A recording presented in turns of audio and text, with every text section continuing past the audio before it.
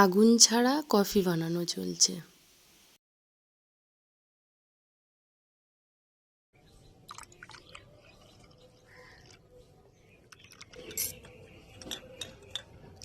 শুভ সকাল বন্ধুরা, সবাই কেমন আছেন?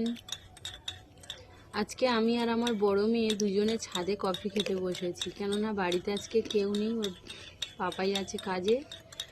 আর ছোটো মেয়েটা স্কুলে গেছে, বড়টা ঠান্ডা লেগেছে, শরীর ভালো না, তা ও স্কুলে যায়নি। তাই দুজনেই ছাদে বসে কফি রেডি করে খেতে বসছি। মিষ্টিটা ঠিক আছে কি দেখে নিলাম। সবার সকালের টিফিন হয়ে গেছে বন্ধুরা?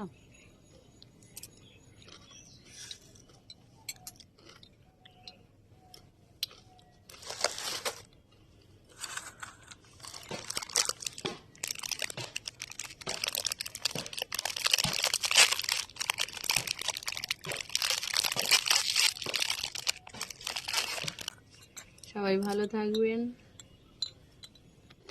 সুস্থ থাকবেন। সবাইকে অসংখ্য ধন্যবাদ ভিডিওটা দেখার জন্য।